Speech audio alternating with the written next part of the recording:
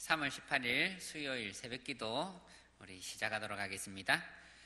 542장 함께 찬양하겠습니다. 542장입니다. 구주 예수 지함이 심히 기쁜 일일세 영생 허락 받았으니 의심 마주 없도다.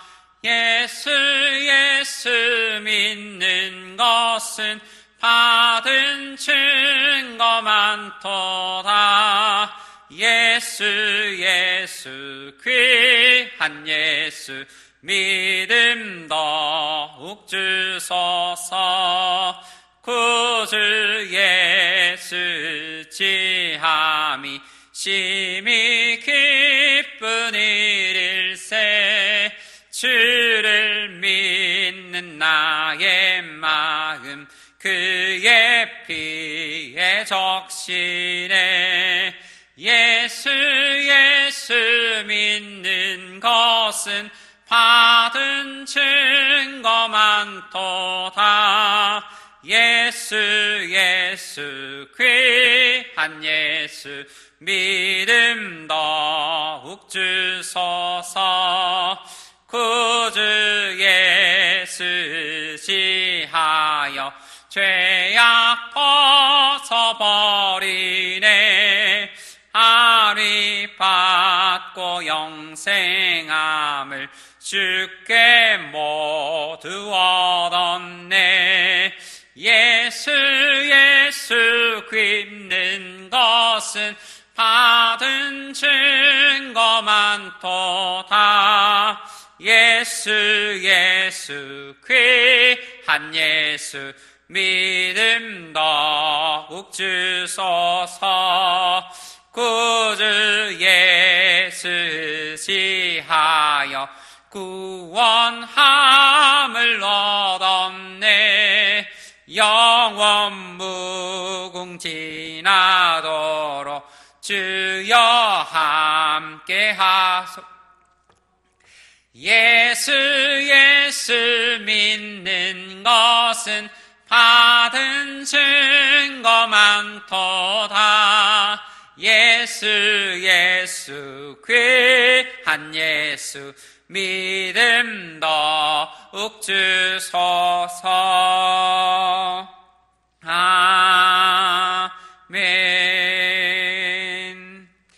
네, 우리 오늘 말씀 보겠습니다. 마가복음 7장 24절부터 37절까지 말씀인데 우리 30절까지만 읽겠습니다. 마가복음 7장 24절에서 30절까지 말씀입니다. 예수께서 일어나사 거기를 떠나 두로 지방으로 가사 한 집에 들어가 아무도 모르게 하시려 하나 숨길 수 없더라. 이에 더러운 귀신 들린 어린 딸을 둔 한 여자가 예수의 소문을 듣고 곧 와서 그 발 아래에 엎드리니 그 여자는 헬라인이요 수로보니게 족속이라. 자기 딸에게서 귀신 쫓아내 주시기를 간구하거늘 예수께서 이르시되 자녀로 먼저 배불리 먹게 할지니 자녀의 떡을 취하여 개들에게 던짐이 마땅치 아니하니라. 여자가 대답하여 이르되 주여 올소이다마는 상 아래의 개들도 아이들의 먹던 부스러기를 먹나이다. 예수께서 이르시되 이 말을 하였으니 돌아가라. 귀신이 내 딸에게서 나갔느니라 하시매 여자가 집에 돌아가 본즉 아이가 침상에 누웠고 귀신이 나갔더라. 아멘. 네, 오늘 말씀을 통해 우리 수로보니게 여인의 믿음이라는 제목으로 함께 말씀의 은혜 나누길 바랍니다. 사람들이 예수님께 나오는 계기가 참 다양합니다. 그 중에 자녀들의 문제 때문에 신앙생활을 시작하는 분들이 참 많습니다. 오늘 예수님께 나온 수로보니게 여인 또한 자녀의 문제, 그것을 가지고 나왔습니다. 그런데 이 여인이 보여준 믿음의 태도는 오늘 예수님을 기쁘시게 했고 기도 응답을 받았을 뿐 아니라 우리 예수님을 믿는 모든 사람들에게 있어서 좋은 모범이 되어지고 있습니다. 그녀가 오늘 우리에게 보여준 믿음, 그것이 어떠한지를 깨닫고 또 우리도 예수님께 칭찬받는 그러한 믿음의 사람 되시기를 축복합니다. 먼저 이 여인을 생각할 때 첫 번째로 생각할 점은 참 어려운 조건 속에서도 이기는 믿음을 가졌다 하는 것입니다. 26절을 보니까 이 여자는 헬라인이요 수로보닉의 족속이다. 자기 딸에게서 귀신 쫓아내기 주시기를 간구하거늘 이라고 말씀을 합니다.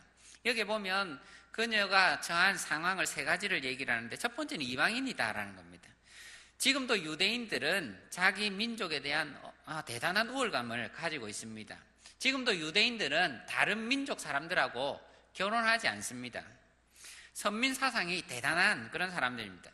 예수님 당시는 지금보다 훨씬 더 심했을 것이 분명합니다. 그런데 이 여인이 지금 이러한 것을 이방인이라는 것을 막아는 이야기를 하는데 두 번을 얘기하죠. 헬라인이다 해놓고는 수로보닉의 족속이다. 그리고 이방인이라는 것을 강조하는 겁니다. 또 두 번째 그가 가진 어려운 점은 불리한 조건은 여자다라는 겁니다. 당시에 유대인 남자들은 세 가지를 놓고 기도를 했다고 합니다. 첫 번째는 내가 이방인으로 태어나지 않게 해주셔서 감사합니다. 두 번째는 내가 여자로 태어나지 않게 해주셔서 감사합니다. 세 번째는 내가 종이 아닌 자유인으로 태어나게 해주셔서 감사합니다. 이것만 보더라도 이방인과 여인에 대한 유대인 남자들의 편견이 얼마나 심했는지를 우리가 알 수가 있습니다. 그런데 이 여인은 여자라는 불리한 조건을 가지고 또 예수님께 나온 겁니다. 그리고 세 번째는 이 여인에게는 더러운 귀신 들린 자녀가 있었다는 겁니다. 부모에게 자식은 사실 자랑이고 멸류관이지 않습니까? 그런데 이 여인에게는 자식이 오히려 아픔이고 불명예였다는 겁니다.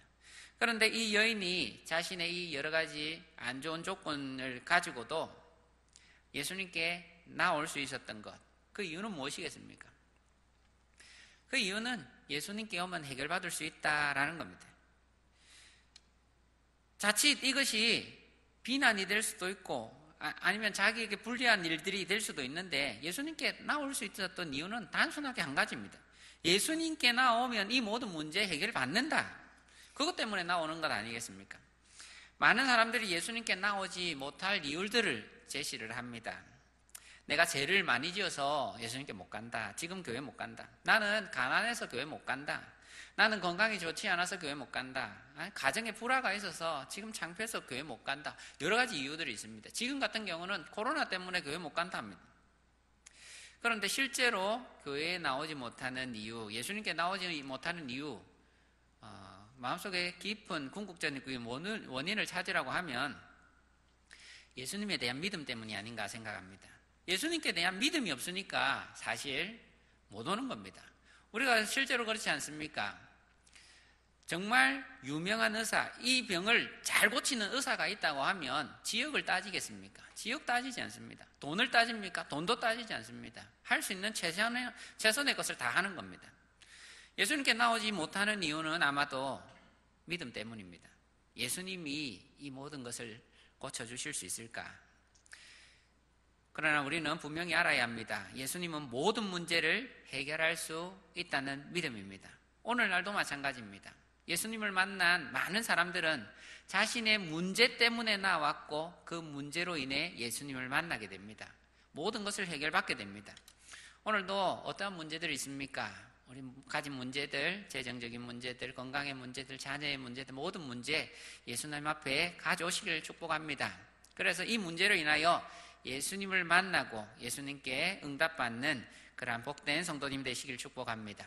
그리고 두 번째는 이 여인에게 배울 수 있는 두 번째의 교훈은 우리가 냉담한 거절 속에서도 인내하는 믿음이 있었다라는 겁니다. 27절을 보면 예수님께서 이르시되 자녀로 먼저 배불리 먹게 할지니 자녀의 떡을 개들에게 던짐이 마땅하지 아니하니라 말씀합니다. 이것은 거절입니다. 분명한 거절이죠. 그리고 그냥 거절이 아니라 모욕적인 거절입니다. 그런데 예수님께서 이 이방 여인에 대하여 정말 보통 사람들이 가지고 있는 그런 편견의 시선들, 모욕적인 그런 시선을 가지고 그렇게 말씀하셨겠습니까? 그렇지는 않습니다. 예수님께서 개들에게 던짐이 마땅하지 않다 이렇게 말씀하신 것은 시험입니다. 시험. 일종의 시험인데 정말 이 여인이 마음에 나를 향한 진실한 마음이 있는가, 간절한 마음이 있는가, 그것을 알아보시기 위해, 확인하시기 위해 던진 질문입니다. 마태복음에서는 이 이야기를 15장에 나오는데 이 이야기를 조금 더 상세하게 소개를 합니다. 예수님께서 이 여자가 따라오는 것을 봅니다. 이 여자가 따라오면서 주여 저에게 자비를 베풀어 주십시오. 제 딸이 심하게 귀신 들렸습니다 하고 계속 소리를 지르면서 따라옵니다. 그런데 예수님이 아무 대꾸도 하지 않고 그냥 가십니다. 제자들이 너무 민망하니까 예수님께 주여 저 여자 좀 어떻게 해주십시오 하고 말을 합니다. 그러자 이 얘기를 하는 거예요. 자녀의 떡을 개들에게 던짐이 마땅하지 않다. 그런 말을 하게 되는 겁니다. 어떻게 보면 우리의 상황과 참 비슷한 상황도 있습니다. 우리가 예수님께 기도를 하지 않습니까? 그러면 기도를 할 때에 나는 열심히 기도를 하고 절박하게 기도를 하는데 하나님은 아무 대답을 해주시지 않는 것 같습니다. 아무 마음의 감동도 없고 무슨 사건이 해결되거나 아니면 누군가가 나에게 위로가 되는 그런 분명한 말을 해주는 것도 아니라는 거죠. 이런 침묵이 있을 때에 아무런 반응이 없을 때에 우리의 생각은 어떻습니까? 그래, 내가 무슨 기도 응답을 받겠나? 내 같은 사람에게 무슨 하나님이 응답해 주시겠나? 이런 생각이 들지 않습니까? 그런 데에 대해서 예수님 말씀하시는 거예요. 그렇지 않다는 거예요. 이 또한 시험이다. 너에게 정말 진실한 믿음이 있는가? 참된 믿음이 있는가? 그걸 가지고 하나님께서 우리에게 시험하시는 것입니다. 그리고 그 믿음이 우리가 다 알지는 못하지만 하나님께서 확인하시고 우리에게 응답 분명히 주실 겁니다. 우리 하나님 살아계심을 믿습니까? 이성적으로 신학적으로 살아계시다 그것이 아니라 실제적으로 살아계심을 믿으십니까?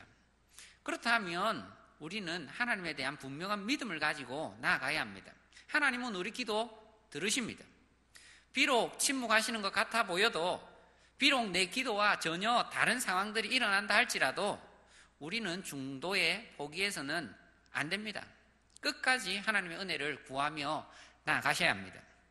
여인의 대답을 들어보십시오. 주여 올소이다마는 상 아래 개들도 아이들이 먹던 부스러기를 먹나이다. 끝까지 예수님의 은혜를 그 긍휼을 구하며 나아가지 않습니까? 이러한 그녀의 믿음은 참된 믿음이다 인정받았습니다. 그리고 큰 믿음이다 칭찬받았습니다. 이 여인과 함께 이방인이었던 회당장 야이로 그 딸이 병들었지 않습니까? 둘 다 이방인이었지만 큰 믿음이라고 하나님께 칭찬받아 예수님께 칭찬받았던 신약의 유일한 두 사람. 그리고 그 두 사람에게 주어졌던 대답도 그렇습니다. 가라. 나음을 입었다. 귀신이 쫓겨났다. 상황은 멀리 있는 상황을 두고 가라. 그랬더니 이 사람들이 믿고 갔습니다. 그랬더니 그 시에 나았다. 그것 또한 큰 믿음이죠. 사랑하는 성도 여러분, 우리에게는 많은 부족함들, 상황의 어려움들이 있습니다. 그러나 이것이 주님께 나올 방해거리가 아니라 주님께로 인도하는 그러한 견인차가 되기를 축복합니다. 그래서 이 모든 어려움을 가지고 주님께 나오시는 성도님 되시기를 바랍니다. 뿐만 아니라 우리 하나님 살아계십니다. 우리 하나님 살아계신 것을 분명히 믿으시고 우리가 어떻게 우리를 인도하실지는 모르지만 반드시 선한 손길로 우리를 인도하실 것이다. 우리가 분명히 믿으시고 오늘도 주님께 나오시는 우리 귀한 복된 성도님 되시기를 축복합니다.